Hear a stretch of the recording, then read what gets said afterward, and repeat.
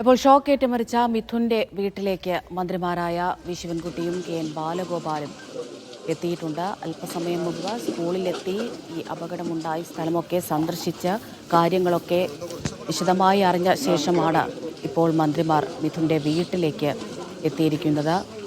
വലിയ സങ്കടകരമായൊരവസ്ഥ തന്നെയാണ്. ഒരു നാട് മുഴുവൻ വളരെയധികം ഞെട്ടലിലും ദുഃഖത്തിലുമാണ്. ഇന്നലെയാണ് ഇങ്ങനെയൊരു അപകടമുണ്ടായത്. സ്കൂളിൽ വെച്ച് ഇത്തരത്തിൽ ഷോക്കേറ്റ് മിഥുൻ മരണപ്പെടുകയായിരുന്നു. തുടർ പ്രക്ഷോഭങ്ങളും പ്രതിഷേധങ്ങളും എല്ലാം നമ്മളിപ്പോഴും കണ്ടുകൊണ്ടിരിക്കുകയാണ്. പ്രതിപക്ഷ വിദ്യാർത്ഥി സംഘടനകളെല്ലാം തന്നെ വലിയ പ്രതിഷേധത്തിലാണ്. വീഴ്ചയുണ്ടായവർക്കെതിരെ കടുത്ത നടപടിയിലേക്ക് കടക്കണമെന്നുള്ളൊരാവശ്യം തന്നെയാണ് അവരൊക്കെയും മുന്നോട്ട് വയ്ക്കുന്നത്. നടപടി ഉണ്ടാകുമെന്ന് വിദ്യാഭ്യാസ മന്ത്രിയും ഉറപ്പ് നൽകിയിട്ടുണ്ട്.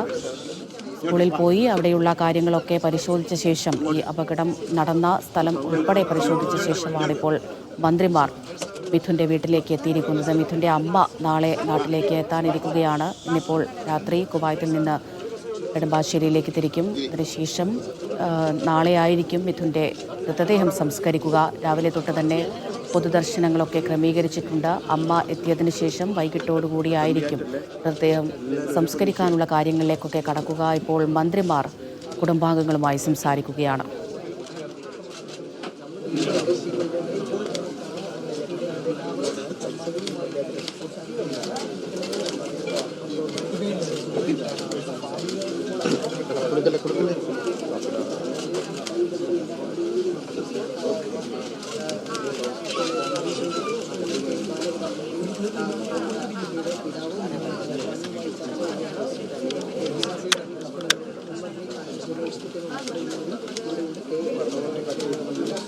സേഫ് സൈൻ ലാബ്ദീൻ മിഥുന്റെ വീട്ടിൽ നിന്ന് തത്സമയം വിവരങ്ങൾ നൽകാനായി ചേരുന്നുണ്ട്.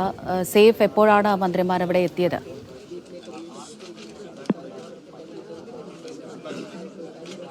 അതുപോലെ തന്നെ ധനകാര്യമന്ത്രി കെ എൻ ബാലഗോപാൽ എന്നിവർ മിഥുന്റെ വീട്ടിലേക്ക് എത്തിച്ചേർന്നത്. അതിനൊപ്പം തന്നെ CPM പ്രാദേശിക നേതാക്കന്മാരുണ്ട്, ഉയർന്ന ഉദ്യോഗസ്ഥർ ഉണ്ട്, ഇവിടുത്തെ പ്രാദേശിക മറ്റ് നേതാക്കന്മാരെല്ലാവരും ഉണ്ട്. കൊല്ലം ജില്ലാ സെക്രട്ടറി സുദേവൻ അടക്കമുള്ളവർ ഇങ്ങോട്ടേക്ക് എത്തിച്ചേർന്നിട്ടുണ്ട്. ജെ മേഴ്സിക്കുട്ടിയമ്മയുണ്ട്, അതുപോലെ തന്നെ കോവൂർ കുഞ്ഞുമോൻ MLA ഉണ്ട്, അദ്ദേഹത്തിന്റെ മണ്ഡലമാണിത്. അങ്ങനെ നേതാക്കന്മാരെല്ലാവരും തന്നെ ഇവിടെ എത്തിച്ചേർന്നിട്ടുണ്ട്. സംസ്ഥാന സർക്കാർ ചില പ്രധാനപ്പെട്ട തീരുമാനങ്ങൾ എടുത്തിരുന്നു. ഒന്ന്, വീട് വെച്ച് നൽകുക എന്നുള്ളതാണ്. വീട് വെച്ച് നൽകുക, അതിനൊപ്പം തന്നെ ഇളയ കുട്ടി, 2 കുട്ടികളാണുള്ളത്. ഇളയ കുട്ടിക്ക് 12ാം ക്ലാസ് വരെ വിദ്യാഭ്യാസം സൗജന്യമായി നൽകുക. സംസ്ഥാന സർക്കാരിന്റെ സാമ്പത്തിക സഹായം, വിദ്യാഭ്യാസ വകുപ്പിന്റെ ഒരു സാമ്പത്തിക സഹായം പ്രഖ്യാപിച്ചിരുന്നു. അതുപോലെ തന്നെ KSEBയുടെ ഒരു സാമ്പത്തിക സഹായം പ്രഖ്യാപിച്ചിരുന്നു. ആ ധനസഹായം ഒരുപക്ഷെ ഇന്ന് കൈമാറിയേക്കും. മറ്റ് കാര്യങ്ങൾ അത് മന്ത്രിസഭ തീരുമാനമെടുക്കേണ്ട കാര്യമാണ്. മുഖ്യമന്ത്രി പിണറായി വിജയൻ തിരികെ എത്തി അടുത്ത ബുധനാഴ്ച ചേരുന്ന മന്ത്രിസഭാ യോഗമായിരിക്കും കൂടുതൽ ധനസഹായത്തിന്റെ കാര്യത്തിൽ തീരുമാനമെടുക്കുന്നത്. ഈ വിഷയത്തിൽ സ്കൂൾ അധികൃതർക്ക് ചില വീഴ്ചകൾ ഉണ്ടായിട്ടുണ്ട് എന്നാണ് പൊതുവിദ്യാഭ്യാസ ഡയറക്ടർ നൽകിയ റിപ്പോർട്ടിൽ വ്യക്തമാക്കിയിരുന്നത്. അതിന്റെ അടിസ്ഥാനത്തിലാണ് സ്കൂളിന്റെ HMനെ സസ്പെൻഡ് ചെയ്യാൻ വേണ്ടിയുള്ള നിർദ്ദേശം മാനേജ്മെന്റിന് സംസ്ഥാന സർക്കാർ നൽകിയത്, വിദ്യാഭ്യാസ വകുപ്പ് നൽകിയത്.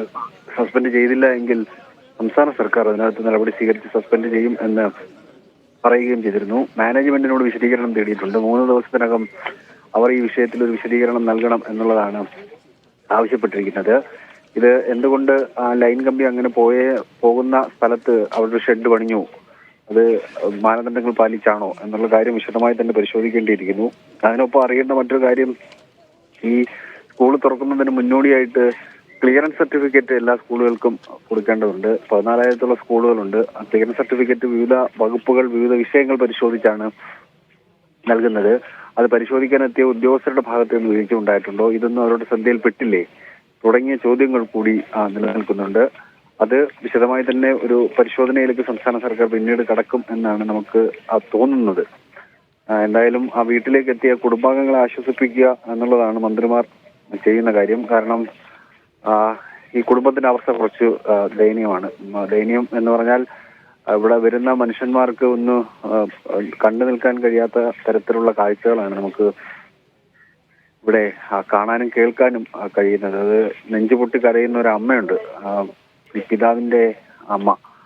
ഒരുപക്ഷെ സുജ, അതായത് മിഥുന്റെ അമ്മ ഇല്ലാത്ത സമയത്ത് ഈ മിഥുന്റെയും അനിയന്റെയും കാര്യങ്ങളെല്ലാം നോക്കിയിരുന്നത് അവരായിരിക്കാം. അതുകൊണ്ടാണ് അവര് ഇതിനെക്കുറിച്ച് കുറെ ഓർമ്മകൾ ഇങ്ങനെ പറഞ്ഞുകൊണ്ട് നെഞ്ചു പൊട്ടിക്കരയുകയാണ് ഇന്നലെ രാത്രി മുതൽ. ഇന്നലെ വൈകുന്നേരം നമ്മൾ വന്നപ്പം മുതൽ കേൾക്കുന്നതാണ്. ഇന്ന് രാവിലെ 6:45 സമയമായപ്പോൾ ഞാനിവിടെ എത്തി. അപ്പോഴും ആ കരച്ചിൽ അതേപോലെ തന്നെയുണ്ട്. അത് പക്ഷെ നമുക്ക് പറഞ്ഞറിയിക്കാൻ പറ്റില്ല. അവരുടെ ഒരു മാനസികാവസ്ഥ അത്രയും ദയനീയമാണ്. നമുക്ക് വാക്കുകൾ കൊണ്ട് ചിലപ്പോൾ പറഞ്ഞറിയിക്കാൻ പറ്റുന്നൊരവസ്ഥയല്ല. കാരണം ഇന്നലെ രാവിലെ അതേപോലെ സ്കൂളിലേക്ക് പോകാൻ വേണ്ടി ഇറങ്ങിപ്പോയ പയ്യനാണ്. അച്ഛനോട് സംസാരിക്കുന്നുണ്ടായിരുന്നു. ഉച്ചയ്ക്ക് അതൊരു വേറൊരു മാനസികാവസ്ഥയായിരുന്നു. ഉച്ചയ്ക്ക് അച്ഛൻ ഇങ്ങനെ പുറത്തേക്ക് ഇറങ്ങി വന്ന സമയത്ത് അമ്മയോട് ഈ സംഭവങ്ങളെ കുറിച്ച് പറഞ്ഞിട്ടുണ്ടോ എന്ന് ഉച്ചയ്ക്ക് വിളിച്ച സമയത്ത് പറഞ്ഞിട്ടുണ്ടോ എന്ന് ചോദിക്കുമ്പോൾ പഞ്ചായത്ത് മെമ്പർ പറയുന്നുണ്ട് സംസാരിച്ചിരുന്നു എന്ന് പറയുന്നുണ്ട്. അപ്പോ അദ്ദേഹത്തിന് വായിൽ നിന്നൊരു വാചകം വന്നു. ഞാൻ അവളോട് പറഞ്ഞു, 2 മക്കൾ നമുക്കില്ലേ, നമുക്കിനി രണ്ടാമന് വേണ്ടി ജീവിക്കാം എന്ന് പറഞ്ഞിട്ട് പുള്ളി ഭീകരമായിട്ട് കരയുന്നുണ്ടായിരുന്നു. അങ്ങനെ അത് കേട്ട് നിൽക്കുന്ന നമ്മൾ എന്ത് അയാളെ ആശ്വസിപ്പിക്കുക, അല്ലാതെ നമുക്ക് എന്താ പറ്റുക? അങ്ങനെ ഒരു അത്രയും ദയനീയമായ അവസ്ഥയാണ്. നമുക്ക് അങ്ങനെയാണ് ഇവിടുത്തെ മനുഷ്യരുടെ അവസ്ഥ. അങ്ങനെയാണ്. അച്ഛനായാലും അച്ഛന്റെ അമ്മയായാലും അതുപോലെ തന്നെ സുജയുടെ അമ്മയുണ്ട്. രാവിലെ നമുക്കൊന്ന് സംസാരിക്കേണ്ടി വന്നു. പുറത്തേക്ക് വാക്കുകൾ വരുന്നില്ല. സുജയുടെ അച്ഛനോട് ഇന്നലെ സംസാരിച്ചു. പുറത്തേക്ക് വാക്കുകൾ വരുന്നില്ല. അങ്ങനെ അവർക്കൊന്നും പറയാനില്ല. അങ്ങനെ തകർന്നിരിക്കുന്ന മനുഷ്യരാണ്. ഇപ്പൊ എന്തായാലും കൂടിക്കാഴ്ച കഴിഞ്ഞ് വീട്ടിലെത്തി മന്ത്രിമാർ മടങ്ങുകയാണ്. വി ശിവൻകുട്ടിയും അതുപോലെ തന്നെ ധനകാര്യ മന്ത്രി ഇവിടെ നിന്ന് മടങ്ങുകയാണ്. ഇനി നാളെയാണ് സംസ്കാരം. സർക്കാരിന്റെ പ്രതിനിധികളായിട്ട് നാളെ ആരെങ്കിലും പങ്കെടുക്കും എന്നാണ് നമുക്ക് തോന്നുന്നത്. അതാരാണ് എന്ന കാര്യത്തിലൊക്കെ വരും സമയങ്ങളിൽ വ്യക്തത ഉണ്ടാകും. നാളെ വൈകുന്നേരം ഒരു 5 മണി. മിഥുന്റെ മൃതദേഹം ഇപ്പോൾ എവിടെയാണുള്ളത്? അമ്മ നാളെയാണല്ലോ എത്തുക. അപ്പോൾ പൊതുദർശനം അതുപോലെ തന്നെ സംസ്കാര ചടങ്ങുകൾ ഇതൊക്കെ എങ്ങനെയാണ് ക്രമീകരിച്ചിരിക്കുന്നത്? അമൃത, ഇന്നലെ മൃതദേഹം പാരിപ്പള്ളി മെഡിക്കൽ കോളേജിൽ നിന്ന് നേരെ കൊണ്ടുവന്നത് ശാസ്താംകോട്ട താലൂക്ക് ആശുപത്രിയിലാണ്. ശാസ്താംകോട്ട താലൂക്ക് ആശുപത്രിയിൽ മൃതദേഹം വെച്ചിട്ടുണ്ട്. വീട്ടിലേക്ക് ജീവനോട് ഇറങ്ങിപ്പോയ മിഥുന്റെ മൃതദേഹം വീട്ടിലേക്ക് കൊണ്ടുവന്നിട്ടില്ല. വീട്ടിലേക്ക് നാളെ രാവിലെ കൊണ്ടുവരികയുള്ളൂ. നാളെ രാവിലെ അമ്മ വരുന്ന സമയത്ത് അമ്മ 8:55 കൂടി എത്തിച്ചേരുമെന്നാണ് പറഞ്ഞത്.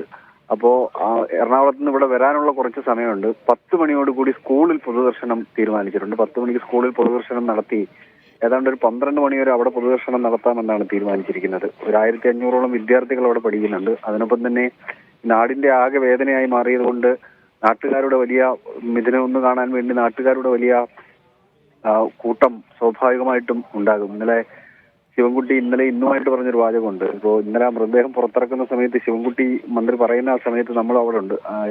ഉറങ്ങിക്കിടക്കുന്ന പോലെയാണ് ആ മുഖം എന്നുള്ളത്. സ്വാഭാവികമായിട്ട് അത് കാണാൻ വേണ്ടി ആൾക്കാർ എത്തിച്ചേരും. ഇതിന് അവസാനമായി കാണാൻ വേണ്ടി എത്തിച്ചേരും. എന്നിട്ട് 12 മണിയോടുകൂടി മൃതദേഹം ഇവിടെ എത്തിക്കും. 4 മണിക്കും 5 മണിക്കും ഇടയിൽ മൃതദേഹം ഈ വീടിന്റെ തൊട്ട് സൈഡിലായിട്ട് സംസ്കരിക്കാം എന്നാണ് നിലവിൽ തീരുമാനിച്ചിരിക്കുന്നത്. എന്തായാലും നാളെ വൈകുന്നേരത്തോടുകൂടി സംസ്കാരം ഉണ്ടാകും. അമൃത. ശരി, സൈഫ് സൈനുലാബ്ദീനാണ് വിവരങ്ങൾ നൽകിക്കൊണ്ടിരിക്കുന്നത്. മിഥുന്റെ തേവലക്കരയിലെ വീട്ടിൽ ഇപ്പോൾ മന്ത്രിമാർ സന്ദർശിച്ചിരിക്കുകയാണ്. വിദ്യാഭ്യാസ മന്ത്രി വി ശിവൻകുട്ടിയും മന്ത്രി KN ബാലഗോപാലും അല്പസമയം മുമ്പാണ് ഈ മിഥുന്റെ വീട്ടിലേക്ക് എത്തിയത്. അവിടെ കുടുംബാംഗങ്ങളുമായി സംസാരിച്ച ശേഷം മന്ത്രിമാരിപ്പോൾ മടങ്ങിപ്പോയിരിക്കുകയാണ്. സ്കൂളിൽ ഇതിന് നേരത്തെ തന്നെ ഈ അപകടമുണ്ടായ സ്കൂളിൽ മിഥുന്റെ സ്കൂളിലൊക്കെ എത്തി അവിടെ നിന്ന് കാര്യങ്ങൾ വിശദമായി തന്നെ ചോദിച്ചറിയുകയും ആ അപകടമുണ്ടായ സ്ഥലത്തെത്തി വിശദമായി തന്നെ പരിശോധിക്കുകയും ഒക്കെ മന്ത്രിമാർ ചെയ്തിട്ടുണ്ടായിരുന്നു. നേരത്തെ സൈഫ് സൂചിപ്പിച്ചതുപോലെ ഈ കുടുംബത്തിന് സഹായം ഉൾപ്പെടെ നൽകുന്ന കാര്യങ്ങളിൽ ഒരു ധാരണയിലേക്ക് തീരുമാനത്തിലേക്ക് എത്തേണ്ടതുണ്ട്. നിലവിൽ ഇപ്പോൾ വിദ്യാഭ്യാസ വകുപ്പും KSEBയും ഈ കുടുംബത്തിന് ധനസഹായം നൽകുമെന്ന് അറിയിച്ചിട്ടുണ്ട്. അതുപോലെ തന്നെ സംസ്ഥാന സർക്കാരിൻ്റെ ധനസഹായം അത് വരുന്ന ക്യാബിനറ്റ് കൂടുന്ന സമയത്ത് വിശദമായി തന്നെ ചർച്ച ചെയ്ത ശേഷം ആ കാര്യത്തിലും ഒരു തീരുമാനമുണ്ടാകുമെന്ന് തന്നെയാണ് സ്കൂളിലെത്തിയതിനു ശേഷം മാധ്യമങ്ങളെ കണ്ടപ്പോൾ മന്ത്രിമാർ പറഞ്ഞിട്ടുണ്ടായിരുന്നത്. അതുപോലെ തന്നെ ഈ ഒരു അപകടത്തിൽ കൃത്യമായ അന്വേഷണം ഉണ്ടാകും, അതുപോലെ തന്നെ നടപടി ഉണ്ടാകും എന്നുള്ളൊരു ഉറപ്പുകൂടി വിദ്യാഭ്യാസ മന്ത്രി നൽകുന്നുണ്ട്.